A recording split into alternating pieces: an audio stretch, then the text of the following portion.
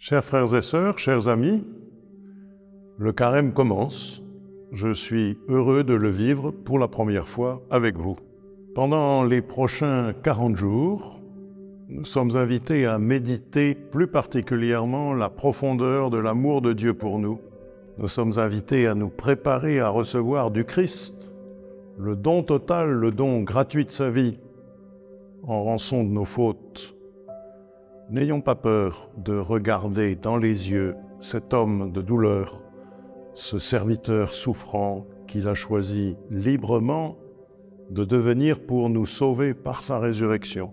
Laissons-nous enseigner, transformer par sa douceur, pour mieux le reconnaître en chacun de nos frères et sœurs que nous sommes appelés à aimer comme lui. Dans les pays marqués par la guerre, avec les populations déplacées et endeuillées, c'est le Christ qui souffre. À l'invitation de la Conférence des évêques de France et en union avec les conférences épiscopales européennes, les messes du samedi 4 mars prochain seront célébrées pour les victimes de la guerre en Ukraine et pour la paix dans ce pays.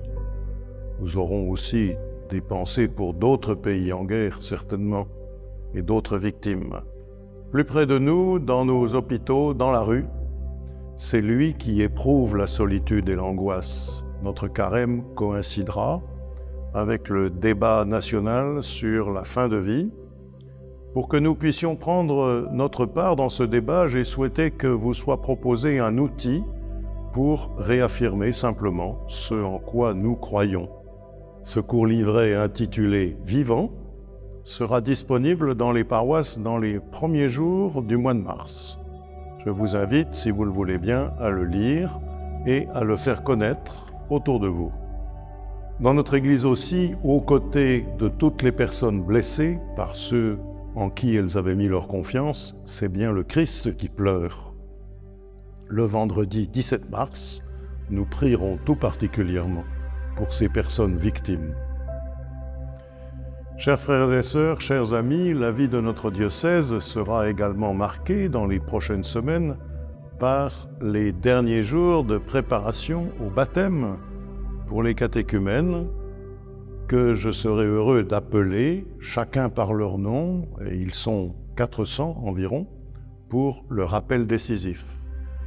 C'est notre prière à tous qui les accompagnera jusqu'à la joie de la nuit de Pâques, où ils entreront dans l'immense famille des disciples que le Seigneur continue d'envoyer pour annoncer que le tombeau est vide.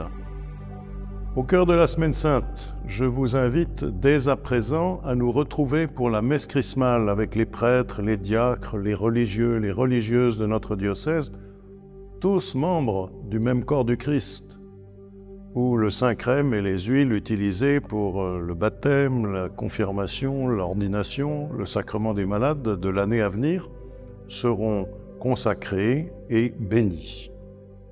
Pendant cette Semaine Sainte, je vous inviterai à vivre dans le plus grand recueillement possible, en évitant les rencontres et les réunions qui pourraient être déplacées à d'autres moments. Je vous invite à vivre au plus près du Seigneur, dans la prière, dans la participation aux célébrations et la contemplation de la Passion du Christ.